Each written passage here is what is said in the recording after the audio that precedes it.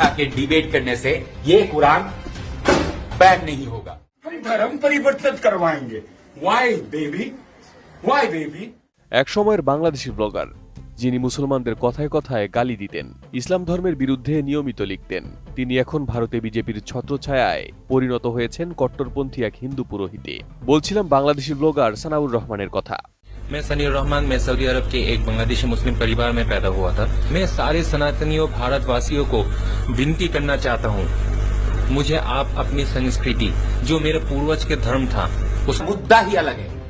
अगर मेरा मुद्दा समझ में आ जाए तो बैन कुरान इन इंडिया। সম্প্রতি এমন একটি ঘটনার সাক্ষী হয়েছে ভারতের গাজিয়াবাদ। সেখানে এক খ্রিস্টান যাজক ও তার স্ত্রীকে প্রকাশ্যে ধর্ম নিয়ে হেনস্থা করার ঘটনা ঘটেছে। জোর করে জয় শ্রীরাম বলাতে বাধ্য করা হয়েছে ওই দম্পতিকে। সামাজিক মাধ্যমে ভাইরাল হওয়া একটি ভিডিওতে ওই ঘটনার দৃশ্য দেখা যায়। हम कोई भी क्रिश्चियनों का बाइबल को फॉलो नहीं करेंगे। Am I clear? ভিডিওতে দেখা যায় খ্রিস্টান যাজক রাজু সদাশিবম ও তার স্ত্রীকে থামিয়ে জেরা করা হচ্ছে। তাদের ধর্মীয় বিশ্বাস ও পরিচয় নিয়ে প্রকাশ্যে প্রশ্ন তোলা হচ্ছে। Jesus Christ is not ours. Jesus Christ is not ours.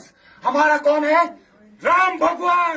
এই হেনস্থার নেতৃত্ব দেয় বাংলাদেশি ব্লগার সানাউর রহমান, যিনি নাম পাল্টিয়ে বর্তমানে হয়েছেন শ্রী সত্যনিষ্ঠ আর্য। ভিডিওতে তাকে খ্রিস্ট ধর্ম নিয়ে আপত্তিকর ও অবমাননাকর মন্তব্য করতে দেখা যায়। কোনো প্রমাণ ছাড়াই তিনি যাজক ও তার স্ত্রীকে জোরপূর্বক ধর্মান্তরের সঙ্গে জড়িত থাকার অভিযোগ তোলেন। এ সময় আক্রমণাত্মক ভঙ্গিতে তাদের ভিডিও ধারণ করা হয়, যেখানে যাজক দম্পতিকে আতঙ্কিত মানসিকভাবে বিপর্যস্ত অবস্থায় দেখা যায়। मौलाना महमूद मदानी is anti-national. That bastard should be arrested. बोल सकते हो? ना, हम धर्म परिवर्तित करवाएंगे। Why baby? Why baby? এই ঘটনাটি প্রকাশ্যে আসার পর মানবাধিকার ও খ্রিস্ট ধর্মের সংগঠনগুলো এর তীব্র প্রতিবাদ জানিয়েছে। তাদের বক্তব্য, মত প্রকাশের স্বাধীনতার নামে ভারতের সংখ্যালঘুদের ওপর দিন দিন নিপীড়নের মাত্রা বেড়েই চলেছে। सबके सामने पूछ रहा हूं इसको। मदर मैरी, जीसस क्राइस्ट को पैदा करने वाला मदर मैरी कैसे प्रेग्नेंट हुई थी बताओ? I am waiting. घड़ी नहीं है फिर भी बोल रहा हूं भैया। जीसस क्राइस्ट कैसे पैदा हुआ था बताओ? पवित्र आत्मा के द्वारा। अरे तू बिना आपसे इसके बच्चा पैदा कर सकता है? সানাউর রহমান অর্থাৎ সত্যনিষ্ঠ আর্য 2013 সালে বাংলাদেশে ব্লগার হিসেবে পরিচিত ছিলেন। ওই বছর ইসলাম বিদ্বেষী লেখার অভিযোগে তার উপর কোনো একটি মহল ঢাকার মিরপুর এলাকায় চাপাতি হামলার ঘটনা ঘটায়। এরপর তিনি বাংলাদেশ ছেড়ে ভারতে পালিয়ে যান।